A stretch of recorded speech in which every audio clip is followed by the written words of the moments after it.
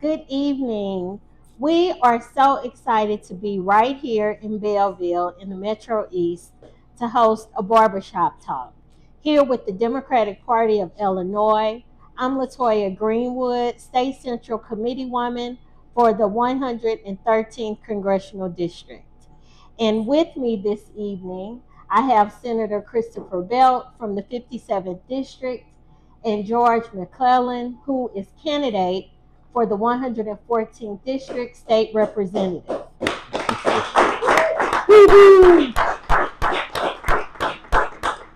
And of course, we would like to thank Isaac Harris, who is the owner of Vision Point Grooming, which is located at 6500 West Main, right here in Belleville, Illinois. Thank you so much for having us. Thank you, Isaac. Thank you. The purpose this evening is to engage with the Black community on the issues actually impacting our lives. The goal of this event is to increase our enthusiasm among voters ahead of the 2026 primary election, which is when? Tuesday, March 17th. So, and also to highlight our local Democratic leaders and to share the good news about the Democratic accomplishments. So, thank you all for being here this evening. We'll jump right into it. Do you guys want to have any opening statements, Senator Belt? No, I don't think so. I think we can just George? Yeah, since I'm a newcomer here, I just to give you a little bit of background information about myself. The fact that I'm just like Miss Greenwood said, I'm candidate for the 114th district. I was a fire chief for East St. Louis Fire Department for 30 years, and retired as assistant chief. And at the same time, I worked as a trauma nurse over at Barnes Jewish Hospital in the neurosurgical ICU. And in addition to that, just because I have a heart for serving people, for the last actually for 7.5 years, I've been the vice president of the NAACP, in charge of a lot of things that actually affect us, our community, and the people that we serve. So I work with Senator Belk a lot of times, especially when he actually has legislation that he needs to be that the community needs to be aware of. And the fact is, if there's an issue in the area that I need to address, so I talk to him, make sure that everything is going right because representation matters. So thank you. Yes, representation absolutely matters. And that is part of the reason why we're here. Thank you so much for wanting to represent us. And we need you in Springfield. Thank you.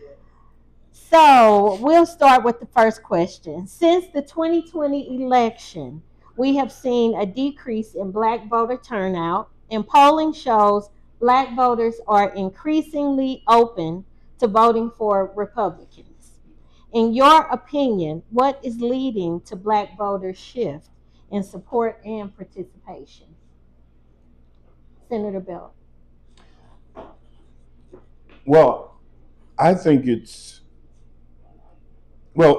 you don't mind, let me give a historical context. Coming out of the Civil War, 1863 to 1865, Lincoln Emancipation Proclamation, 1865, basically freed the slaves. Most Blacks were Republican. They equated the Emancipation Proclamation, the party of Lincoln being with Republicans, and so they were Republicans. In the early 1900s, you saw a slow shift towards Democrats, and then in the 1930s, two things happened.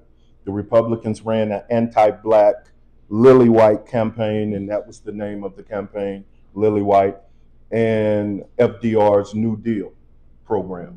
The New Deal program put African Americans to work, right after the Great Depression.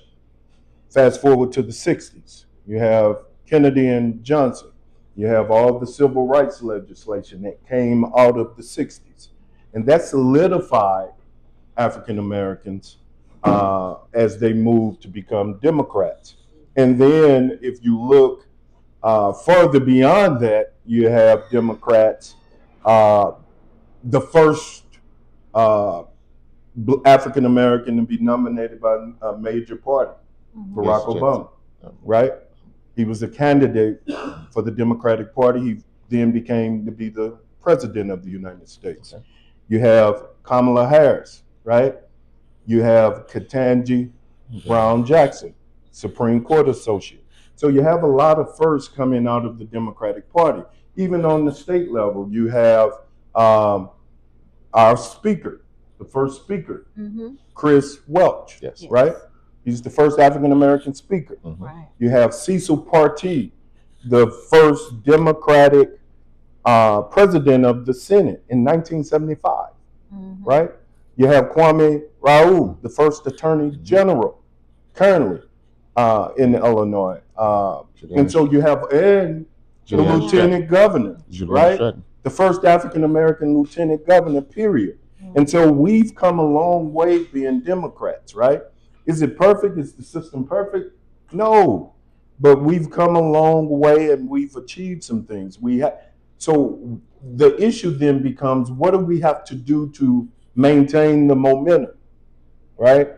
And I really think that we have to engage African Americans where they are before election time. You have to be in the community. You have to be out. You have to be about. You have to sit down and listen, and you have to see if you can turn the pain into policy, then into progress. And if we do those things, I think they will come back. We're not going to always have an Obama at the top of the ballot, right? In 2012, we voted, African Americans voted at 67%. 67. Yes. In 2008, they voted at 60%. Obama's not running anymore. That might have been a once in a lifetime figure for us. So how do we get those numbers back to where Obama is, though? That's the key. And I think we have to engage people where they are on the local level, county level, state level, and federal level. And I know, George, for you are actively campaigning now. Yes. And with your work with the NAACP previously, how would you respond to that? What's leading to Black voter shift? I think support. What are you hearing? To Chris's point, with Obama being the president and how eloquent of a speaker he is, how polished he is, it seems as if right now we're almost looking for the perfect candidate, to where that candidate actually has absolutely no faults against him, to where he may see this or he may not say this correctly. And us looking for the perfect candidate has actually hurt us a lot. And the thing is, then you look for the disinformation of, okay, what have you done? And it's crazy. If you said 2020, but I'm going to look at 2022. The Democratic Party did so much up under Biden, to where you had so many bills that helped everybody, that transformed so many communities, especially coming out of COVID, to where it was almost as if it's information overload. Then you look at on the other side, to the Republicans, they were like, oh, okay, well, we have 4 or 5 things that we want to run on that sound good, and yet we want to just say, okay, well, those things are what we want to fight for. We want to fight for inflation. Inflation is the envy of the world. We want to fight for jobs. Okay, we've hit better numbers than anybody else in the world.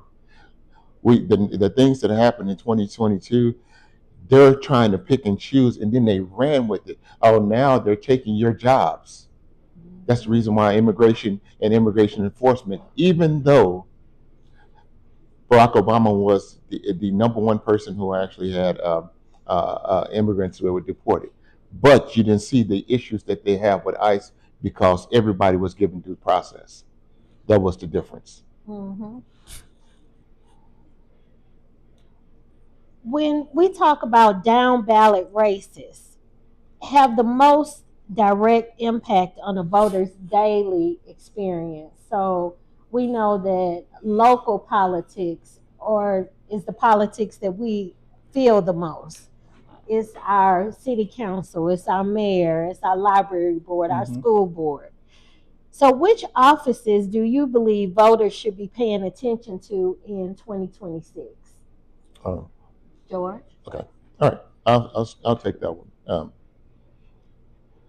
It's a saying that the further down the ballot, the closer it is to you, and the closer it is to your house, the closer it is to your kitchen table. Each of the officials who make decisions for you, you have to be engaged in. So you have to pay attention to each one of them.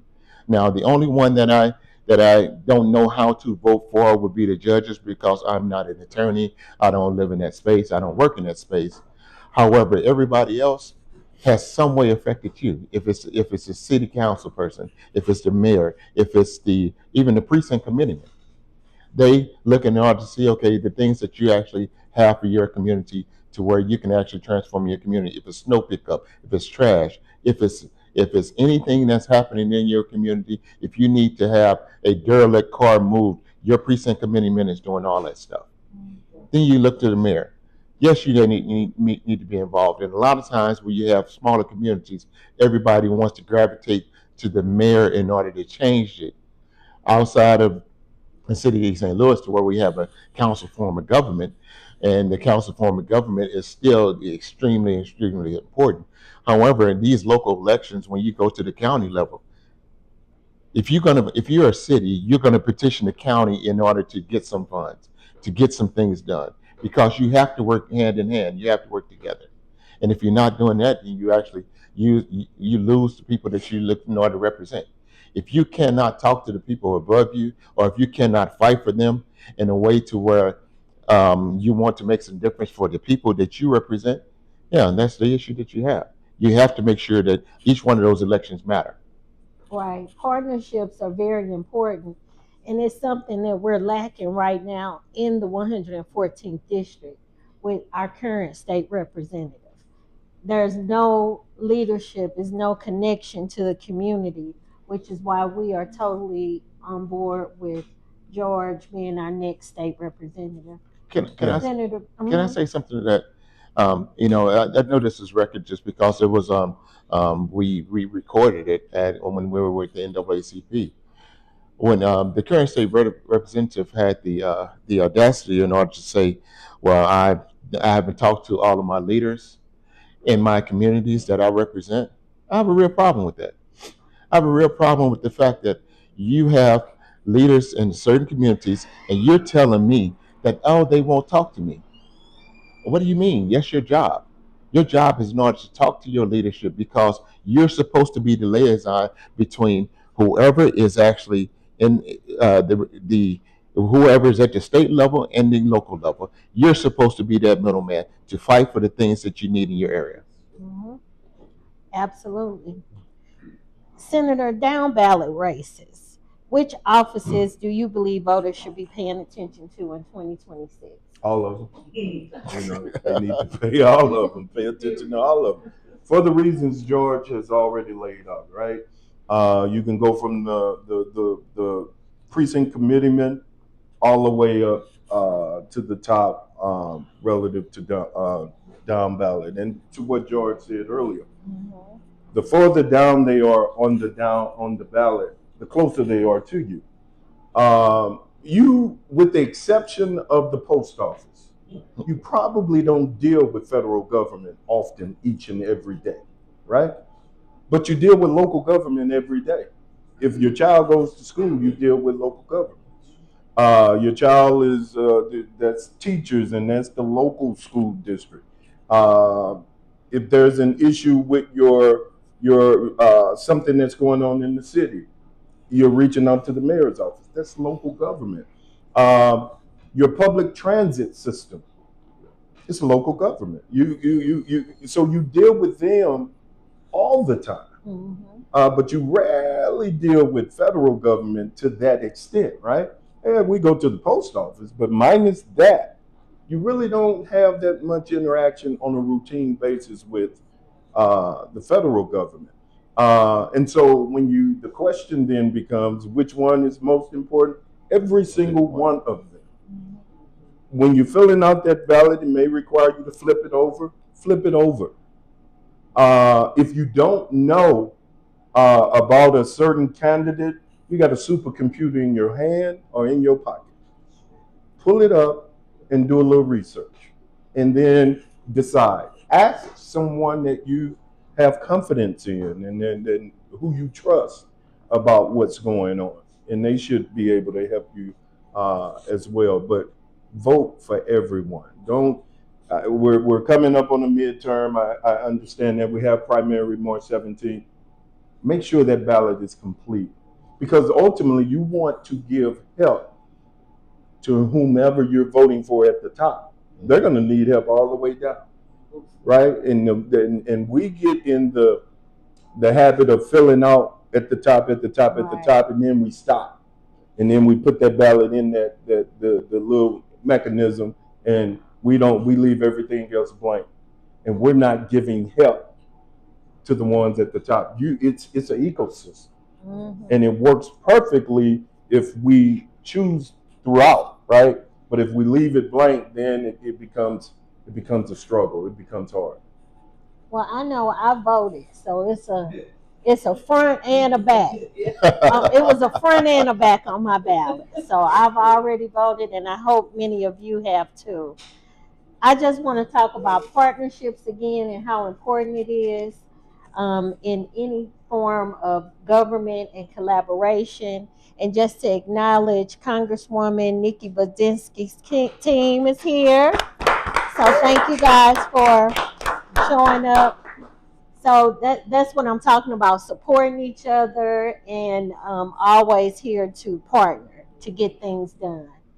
Now we want to go to the audience for questions or comments.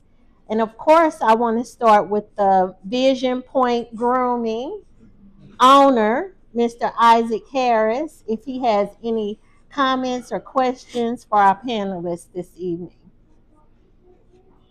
Hey everybody, how y'all doing? Doing well. Hello. My name is Isaac Harris. I've now been in business for 10 years. I really just be thinking of certain questions that I kind of looked up certain things that I was thinking about. And was just thinking about like how to get certain up and coming business owners familiar with asking certain questions to kind of help them, get started with business.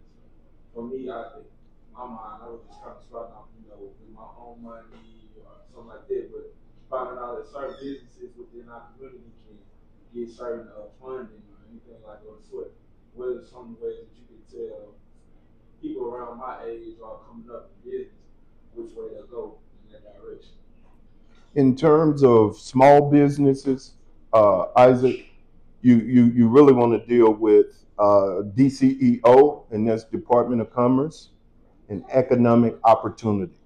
DCEO, right? And within that agency, you will deal with the business side. You will deal with a manager in each area, and she'll tell you if you're a for-profit business, which way to go. If you're a non-for-profit business, she'll instruct you, because it's a female. She'll instruct you on which way to go. But you always want to start off with Department of Commerce and Economic Opportunity. Another question that I had, well, do you feel like you'll have support on tax incentives? You know what? There are some tax incentives for businesses. There again, she would know much better than she wouldn't know the nuances of them because that's what that department does. And so I will make sure my office get that information to you tomorrow. Yeah. Okay. And you may want to contact the city of Belleville too for some incentives. Also, they may have some. And even the county. Yeah. Yeah, because that's that ecosystem we're talking about, that collaboration, that partnership. I think in terms of state, because I'm at the State House, but locally, Belleville may have some incentives for you. The county should have some incentives for you, or may have some incentives for you. So make sure you look at all those. I think my office can get you all that information. We'll get you that tomorrow. All right. I appreciate it. Appreciate you. And thank you again for allowing us. Yeah. Are there any other questions for them?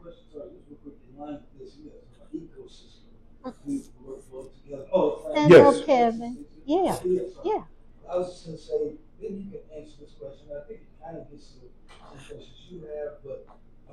case, you talked earlier about how more black folks are more open to vote for Republican. I get it. This is all frustrating sometimes, and Democrats be frustrated, folks too sometimes. But I think you know this as well as I do how difficult the Trump administration has made it to support our communities, how it's affected the state budget.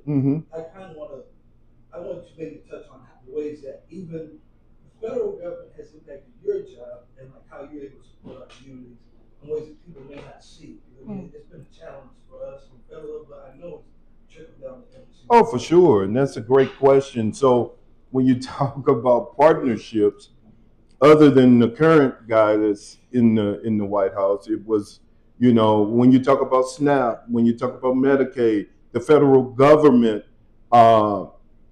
shouldered most of those responsibilities.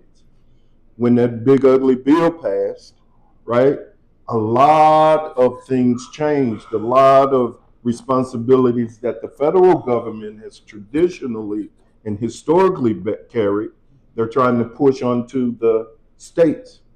And it makes it extremely hard because now we're trying to find funding to backfill and to put in place things that the federal government has always carried, for decades. And we don't want to, because when you start talking about funding and the responsibility of those funding, you're talking about people's lives, right? And that's what it comes down to.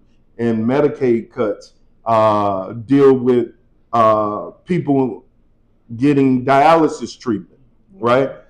You don't think about it, but you got to get a lot of us got to get from point A to point B.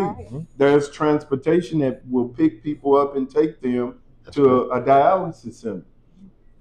Well, they get paid off Medicaid. And if there's any cuts or deficits, they can't get people to their treatment, right?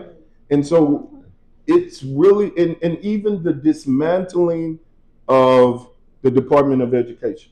Currently, Vince McMahon's wife of the WWE is over the Department of Education. Within the Department of Education is the Civil Rights Division that protects you from all the things that could be happening to you. When you do away with the Department of Education, the Civil Rights Division leads, right? And we're talking about black votes. We're talking about if you don't vote, that's how this happened, And to really drill down on that, I remember when Kamala Harris was running, and so many black men said they wouldn't vote for her, and it bothered me because I didn't understand why. The alternative to her is what we got. And so when you say you didn't know about Project 2025 when you were running, you never heard of it, right? And everybody knew you were lying. He's executing the game plan to a T. Yes, he is. Right? It's not like, he doesn't know what he's doing. Yeah, he gets up there and ramble, gets off script, but he's executing their game plan to a T. Right. And it will be it's putting us in a position where we're going back, where we're losing ground, right? You have voter suppression coming back, right? You have vaccination. We got an outbreak of measles, my God, where we haven't had we were a country where we had eliminated the measles. 50 years. Right? And all these things are coming back because we fail to exercise our rights at the ballot. To piggyback on Chris's point, if you're going to bring it back to even local issues, because of the fact is that you have a person in the White House, you talk about from federal issues down to state issues. If you look at the flooding in Cahokia Heights, the funding in order to fix that flooding was taken away by that government, to where now we're scrambling in order to try to find funds for people who just want to drink, who just want to get their sewage fixed. because right now when you take it away, that funding, it's a problem. Especially it's a problem because the fact is you have projects who are in the line. Another thing, if you're looking at disadvantaged areas and you're looking at environmental justice issues, water, air, sewage. Right now, you have an administration who don't care about none of that.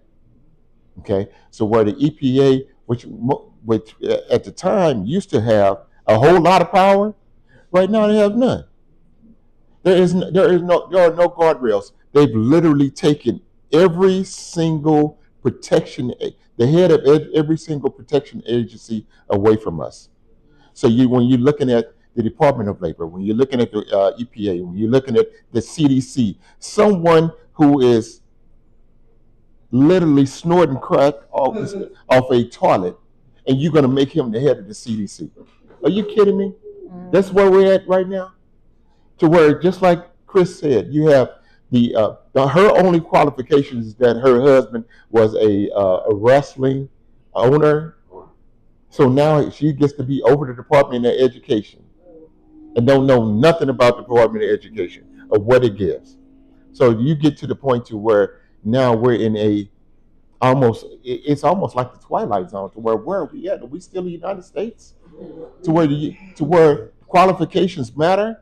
I'm sorry, they only matter for people who are not in black and brown communities. If you're in black and brown communities, oh, okay, well, yeah, your qualifications matter. But if you ain't, okay, well, yeah, you can. Well, you look like you can do the part. I have a real problem with that. I want to go a little deeper into something you touched on, Senator, and it's about the budget and the funds from the federal to the state and how it impacts us locally, and really your initiatives or your local initiatives that you may have to be able to fund and help organizations or fund education programs or continue to fund just the underserved communities in your area.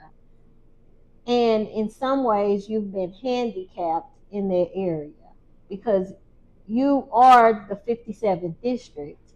You have a representative that is non-functioning in the 114th district, which is why, again, it's so important that we advocate and get out and help George become the state representative, because you're handicapped in that area. And can you go into that a little bit more? From Just the briefly. from the federal perspective, in terms of the question, then whenever we're not receiving our fair share from the federal government of what we should receive, then that requires the state government to try to come up ways to fill in the gaps, right? And so that in and of itself puts me at a disadvantage.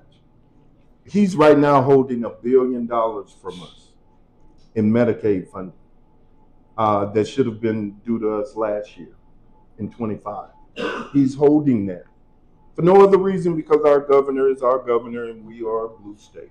Yes. And so where do you find $1 billion at, right? In Medicaid funding. What do you do for that? Right? Wow.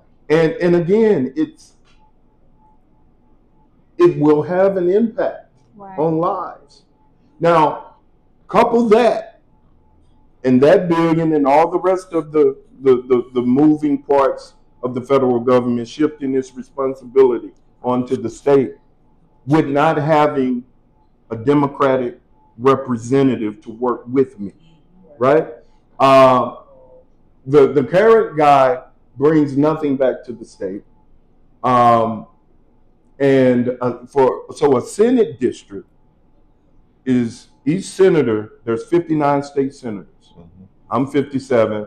I got two more south than me. I'm the southernmost Dem in the state. I'm the southernmost black in the state. this guy brings nothing to the table. He doesn't help with projects, but he shows up at every ribbon cut, right? And it's the smoke and mirrors type deal. You know, I'm not for it until the ribbon cutting, and then I get in the picture and I take a picture and I put it on my page and I make people think that I was for it, right? And I have a Senate district is double a rep district, and since he's been in there, I don't get any help from him. You know what I mean? And so the requests, they don't stop coming in because I don't know if people really understand the nuances when you're local government and you want something or you feel you need something, you're looking at the state senator. Whereas before, when LaToya was in that spot, we would work together. Yes, to get things done. Since we both have underserved communities, we would say, okay, you do this one, I'll do this one, do this one.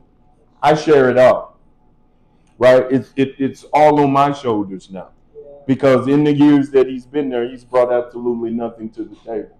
But trust me when I say, if there's a ribbon cutting, if there's a shovel in the groundbreaking, he's going to be there for the photo op. And it's rather unfair, and it's deceptive for no other reason.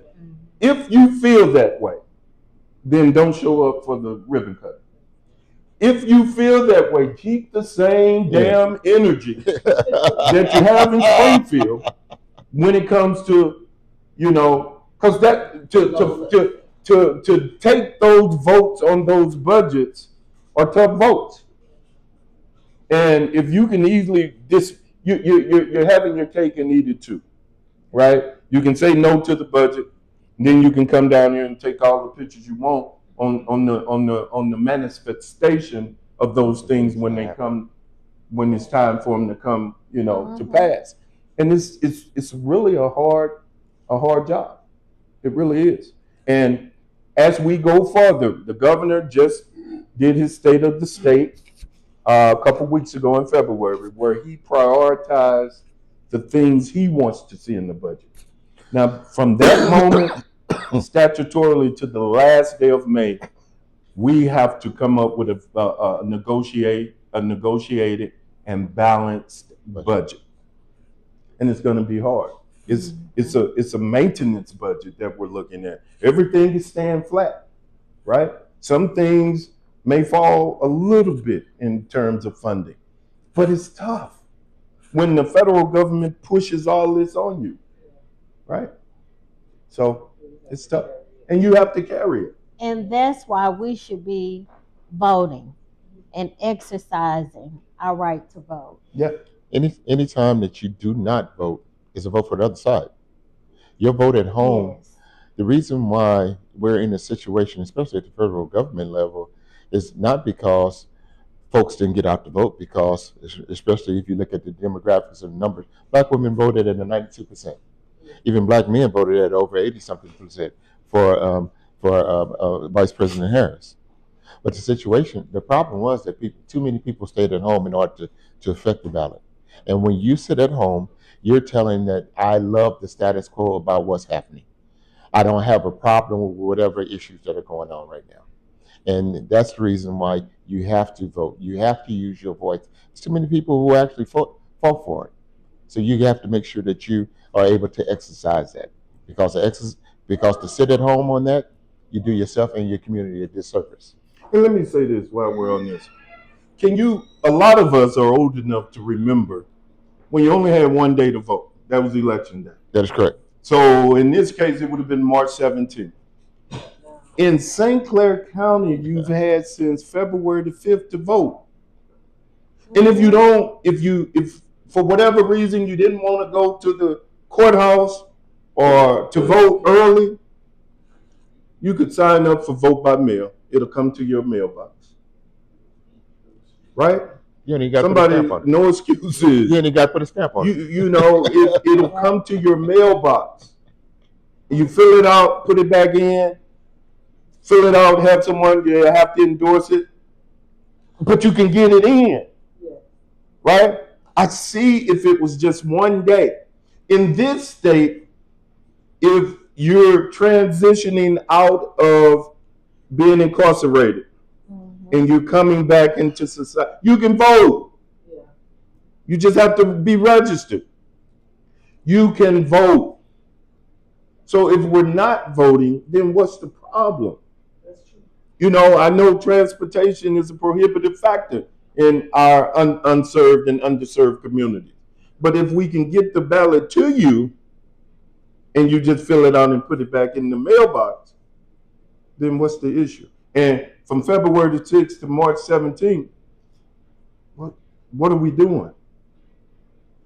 Right? We have time for, so okay. I don't know if you just want to do like last second, if you guys want to say something, and we can get a group picture. Wow. Oh, okay. Wow, we're over the time. Yeah. Well, I was just going to say, what he said is a good point. I have a client who went to vote, and the place that she previously voted at, they changed the location. So that's a good idea to go early. That's all I wanted to say. That's a great idea. And so when you look at things that stop African Americans, it's a barrier, because what we saw with Jasmine Crockett in her race, Congresswoman running for the Senate primary seat, they'll change polling stations on you, and you don't know, right? And so there are things that will systematic things that it's not when back in the day of Jim Crow where they had you to read or do a poll tax. They're more sophisticated now. And so you got to be aware of those things when you do go to vote. I have my colleagues in Springfield, my Hispanic and Latino colleagues, and they're worried about their families and friends going to vote at the primary because there's something that was going around that said ICE will be out there, right? And so it's the intimidation factor.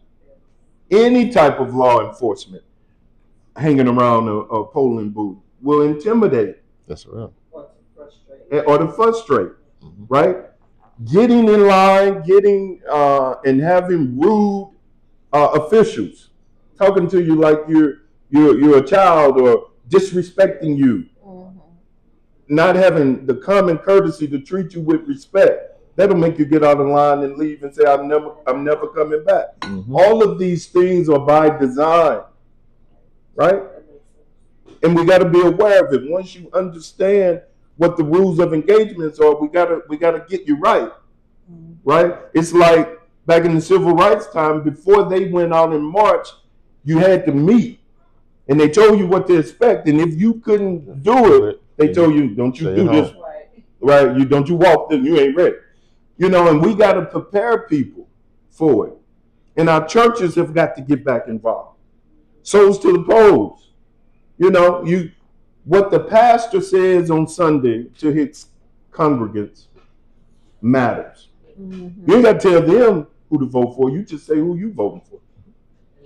And that's all you got to do. Get involved. Yeah. And we don't do those things anymore. And we have to start doing those things. There's no civics classes that really touch upon that. You know, you get it later on, but you need to get it in elementary school. You know, our D9, our Greek organizations don't do, in my opinion, I'm a Catholic, don't do what we need to be doing. Every one of these youth platforms, and we all got them, should be teaching, should be help registering 17-year-olds when they become 18, and there should be a part in there about responsibility to vote. Because when you get in the habit of voting, you'll do it, right? You learn to vote from learned behavior. Is your mom voting? If she's not voting, you ain't voting. If she's voting, you will start voting. And once, like anything else, going to the gym, once it becomes a habit, you're going to do it. Absolutely. Each and every day. Yeah. Well, this has certainly been a wonderful conversation. And the reason, again, that we are here is to remind everyone to vote.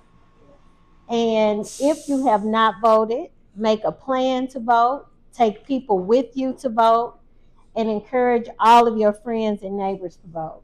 We want to thank you, Senator Belt and Mr. McClellan, for being our panelists. We want to thank the Democratic Party of Illinois for once again hosting a terrific barbershop talk. Of course, we want to thank the owner, Mr. Isaac Harris, for hosting us this evening, and all of you for being here. So thank you.